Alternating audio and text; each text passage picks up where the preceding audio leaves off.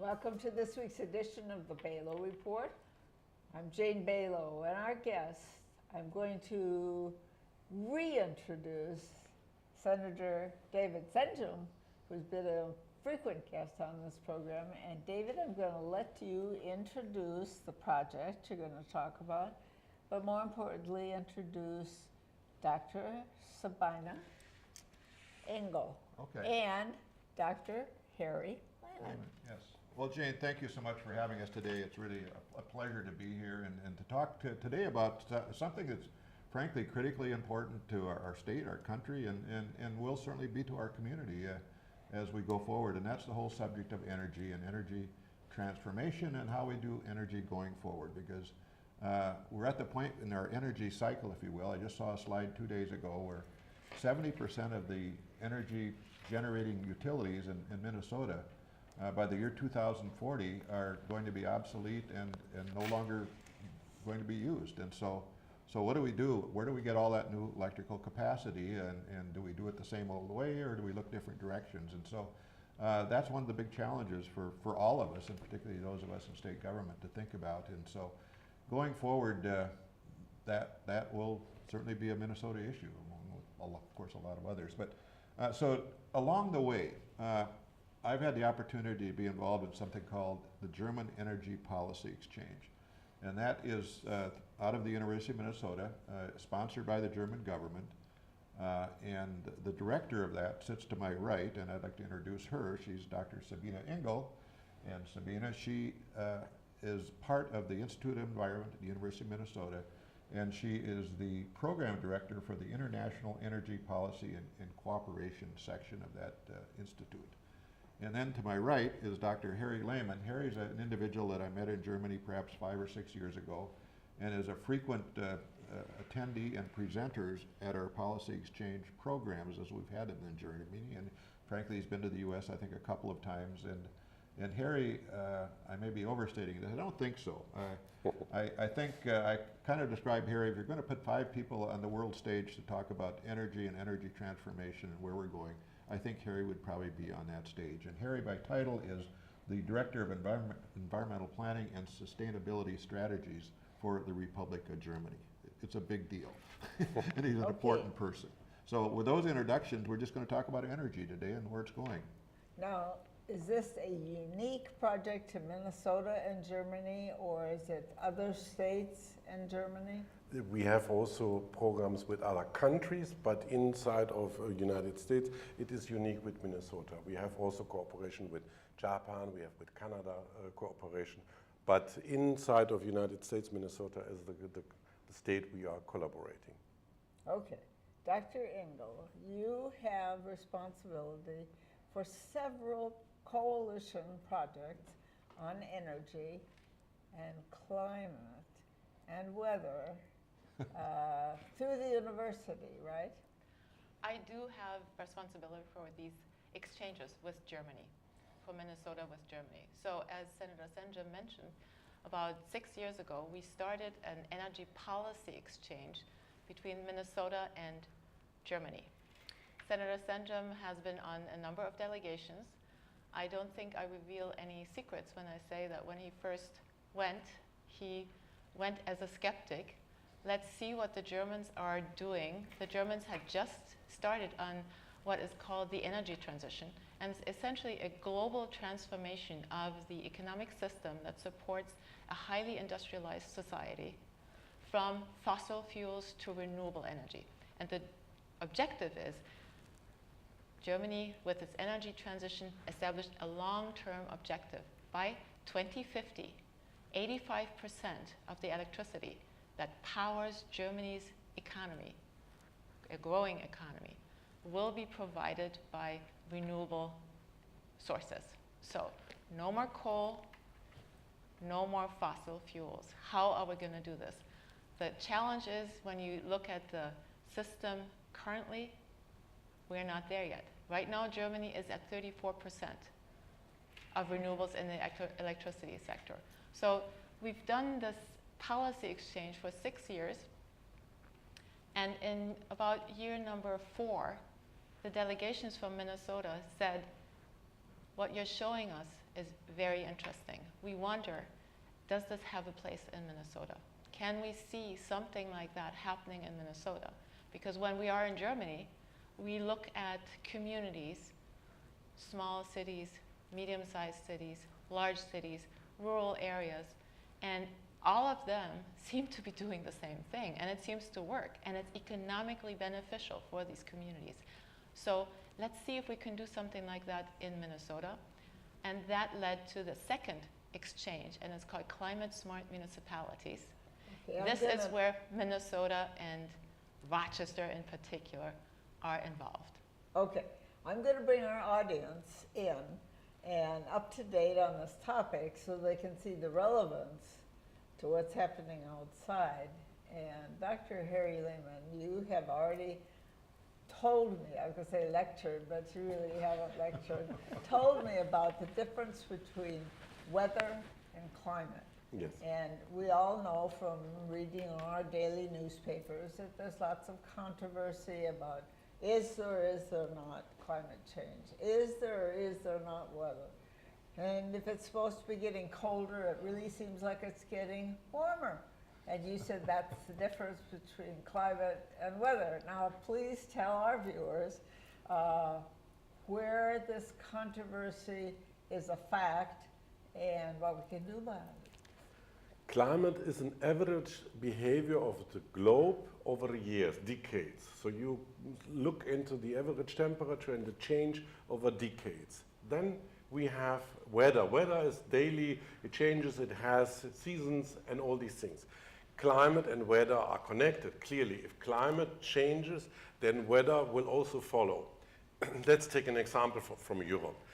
We have an increasing climate temperature on the world. The climate temperature, the world temperature increased by 1.5 degrees. In Germany, we have summers which are very hot and winters which are very cold.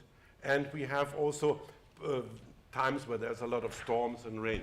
And that's the reaction of the weather on the climate change. It can also be that if there are changes in the ice cap of Greenland or of the Arctic ice, that you will have even colder weather in Germany if the climate is getting hotter. So that's due to the regional effects of that. There's a discussion under scientists if or not there is a climate effect. And if you take all scientists of the world, then you can say that 99% of all scientists dealing with that say that there is a climate effect. And so that's, if you look a little bit precautionary in the future, then you will have to deal with solving the climate problem. If you, I don't know if you like to Russian roulette. It's a game you play with a pistol and Russian roulette. Yeah, Russian roulette. Yeah. So you know the chance to get killed here by Russian roulette is much bigger than the chance to be wrong with the climate predictions. So it's 1/1,000,000th of chance. It seems to us who live here Yeah.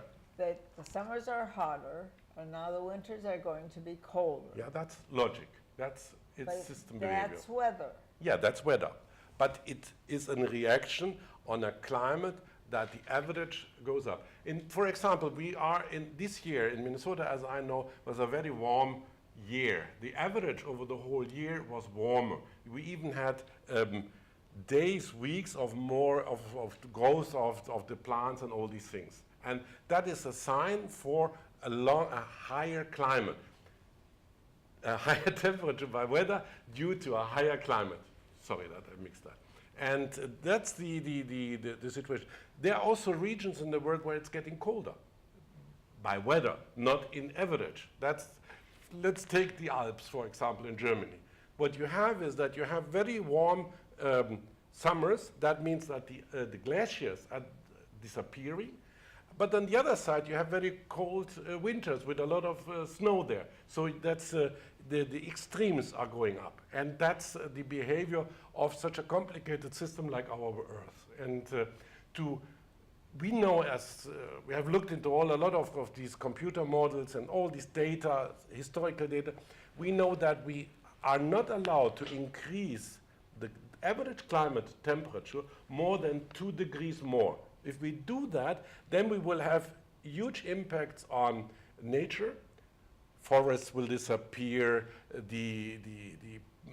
some animals will go to another place, we will have problems with agriculture, we will have even higher storms, more energetic storms, and then it is a risk. So at the moment we are saying on the world situation that we cannot increase the climate temperature by more than 2 degrees from today on.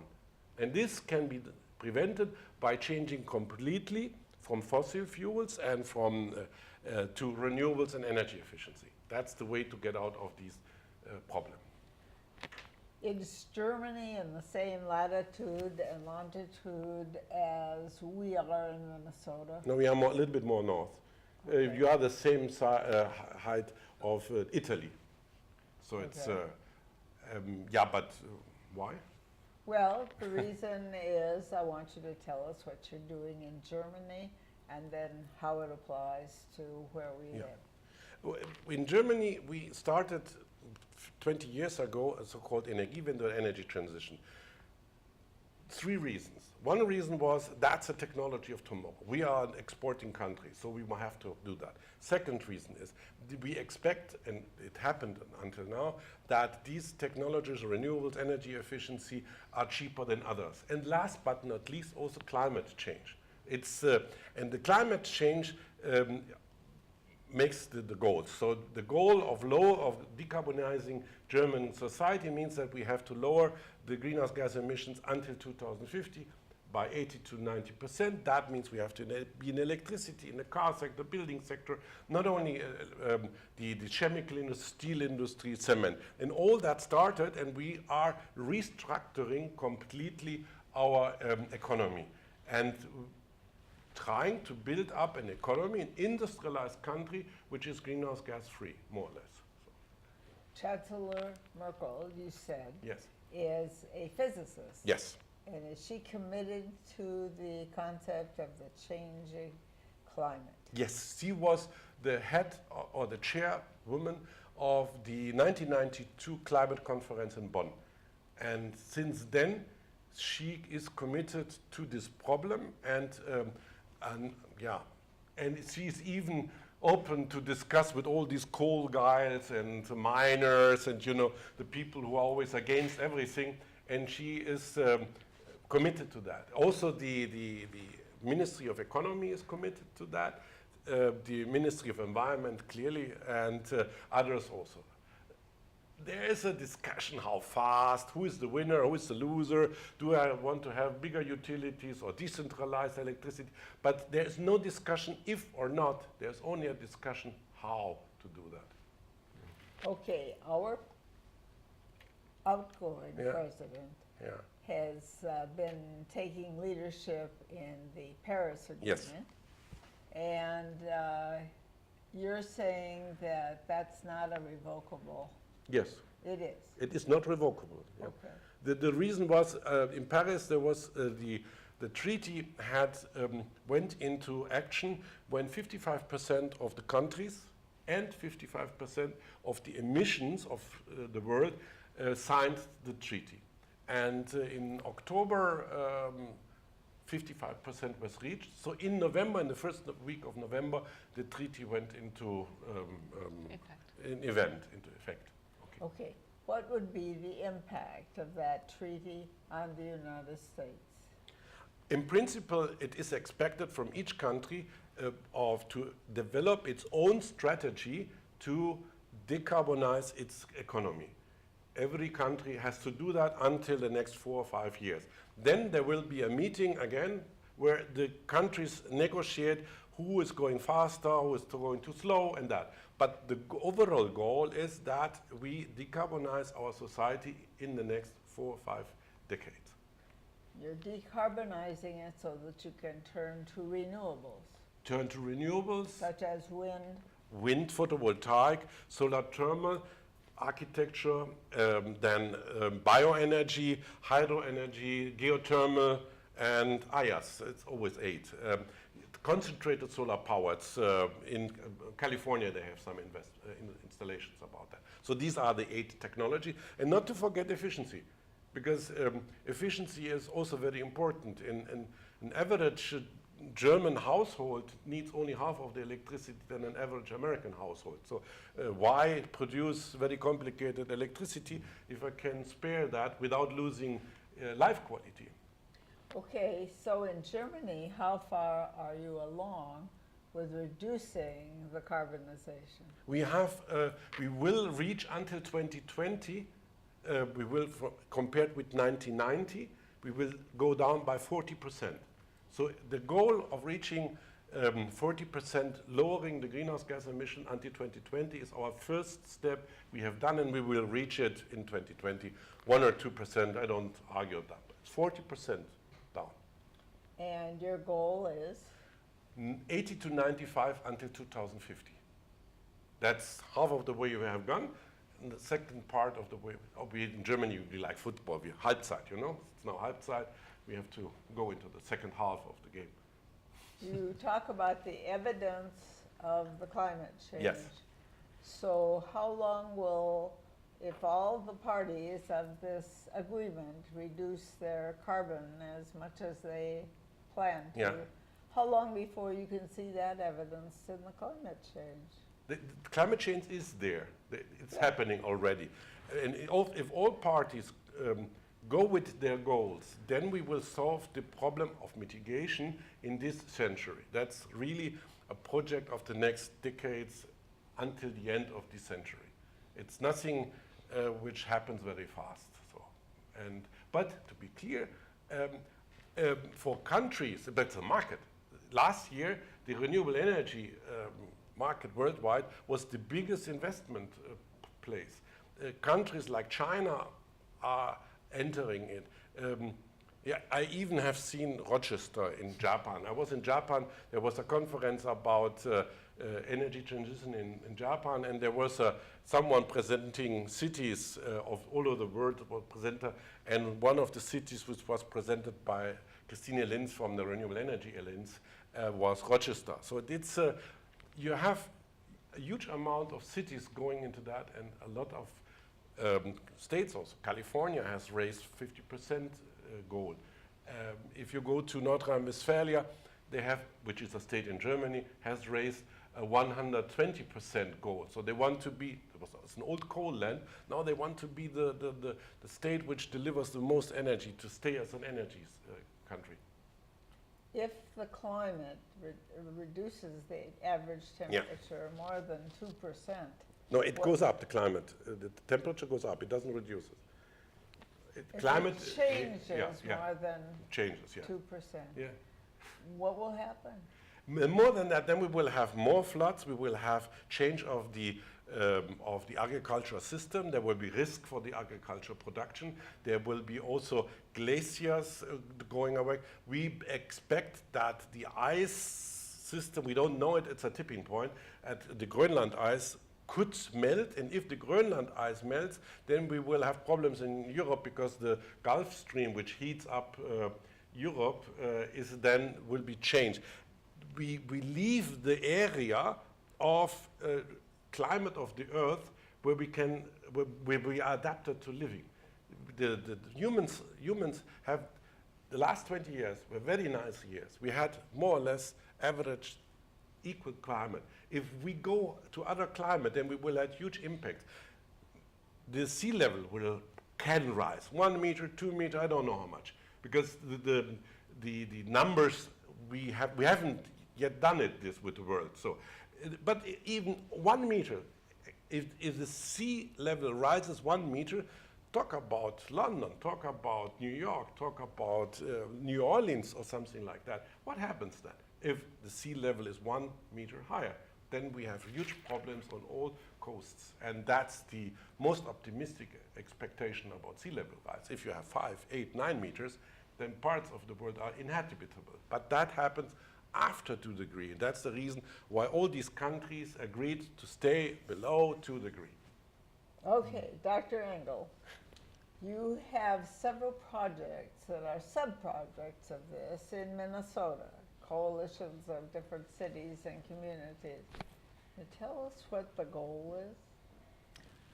The goal really is to show and to explain or to find out whether what the delegation members observed in Germany, you could only go towards a cleaner economy if you were in a specific location, if you had a specific number of people in your city, if you had a specific microeconomy, if you had a specific governance structure. And the University of Minnesota is not an economic development agency. We are a research university, but we have international connections through the German government to cities in Germany that are emerging as leaders, that are demonstrating that yes, indeed, you can, regardless of your size, regardless of your location, regardless of whether you're in a rural area or in an urban area, regardless even of your microeconomic structure and regardless of your governance structure in a city, you can do amazing things, reducing your carbon footprint and doing something that is really valuable for the local economy. So when we visited North Rhine-Westphalia, with which the state of Minnesota has an agreement to work together on climate issues and renewable energy and energy efficiency measures, North Rhine-Westphalia is a state that has a legacy economy, and it got completely transformed, or is in the process of being transformed. One of the cities, 7,500 people in there, has emerged as the poster child for how to do things in a really impressive way, looking at the city as a system. So it's not only about putting solar panels on every roof or putting wind turbines into a park. It's also about increasing energy efficiency by building better houses, thinking about transport. Do we all need cars? Can we do a lot of transportation through other means? What about health effects? Can we do more bicycling? Will that be better for us?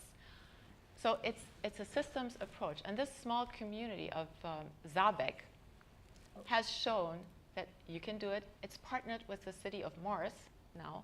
And the city of Rochester is partnered with another city that is European-wide acknowledged as a leader for climate-smart strategy, and that's Münster.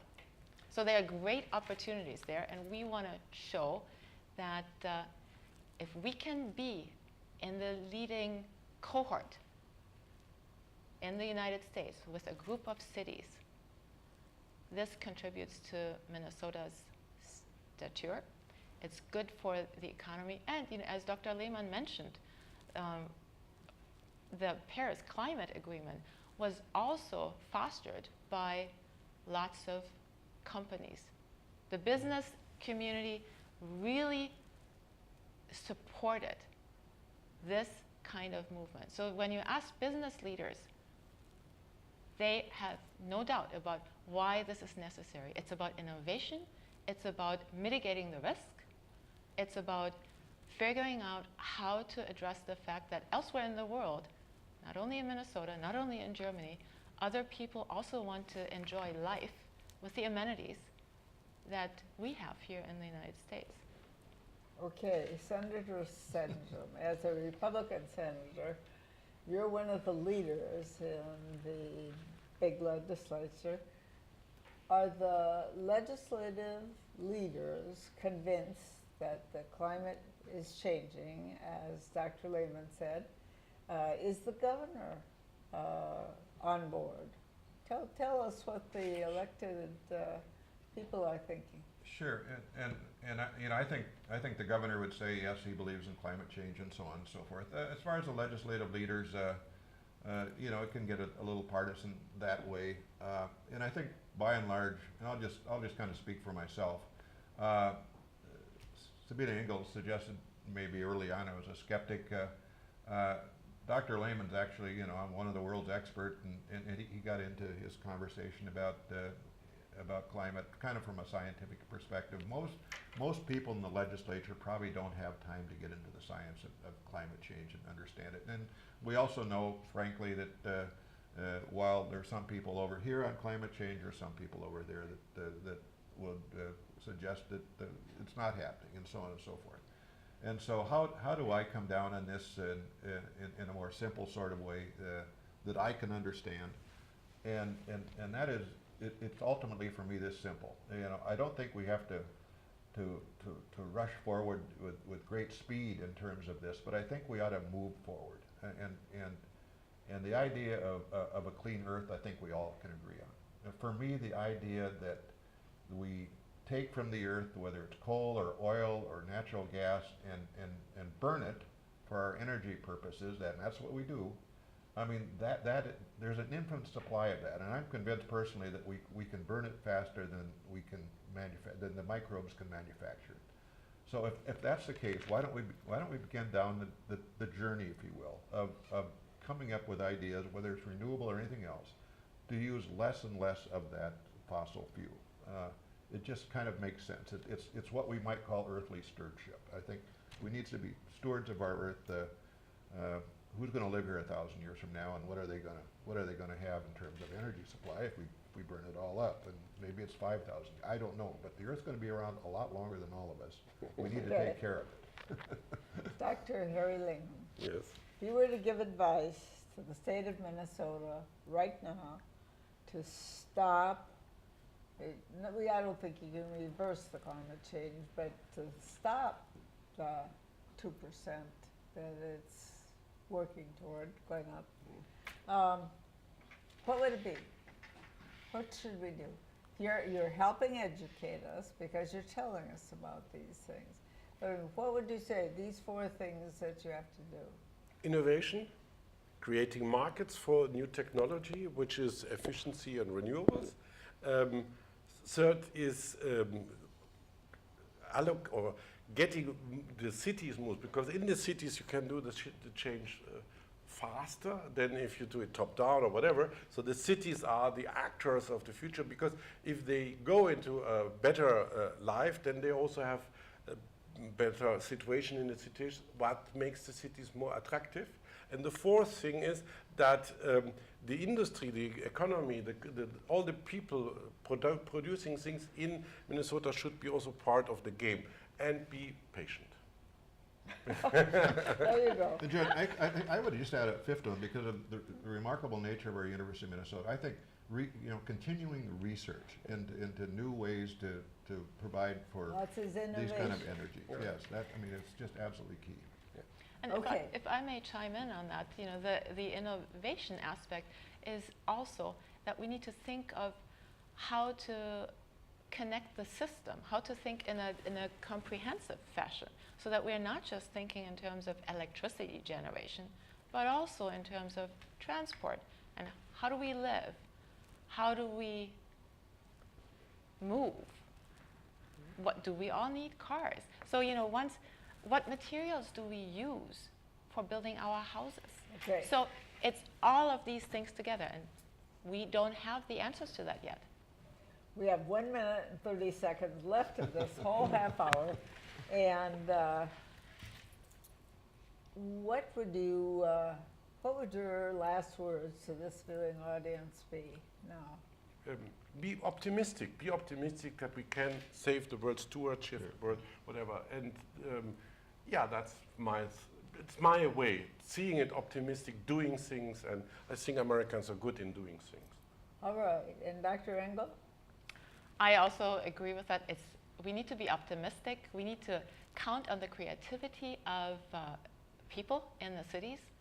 The Climate Smart Municipalities Project is a great way for these 5 Minnesota cities to be part of this journey. And I am absolutely convinced that all of these 5 cities are going to do something amazing, and we will be able to point to that 5 years from now. Okay, and David, you're responsible for bringing these experts to us and all the information they have that we haven't had a chance to talk about in this half hour, but I know you'll bring them back again, right? Well, Jane, thank you so much for the opportunity. We really appreciate it. No, but what's your advice? Well, we live in a community that itself is going to have to transform its energy. We go off what we call SIMPA, if you will, and that's a coal-fired power plant up in Sherco 3 up in Monticello. in 2030, we go off that. So we're going to have to do something. And what is Okay. it? Dr. Engel from the University of Minnesota, David Senjem from the Republican Senate, and Dr. Harry Lehman from the federal government in Germany. Yes. Thank you, all three. And thank you for our viewers for being with us this week. We'll be with you again next week, same time, same channel. In the meantime, have a very good week and have a very good night.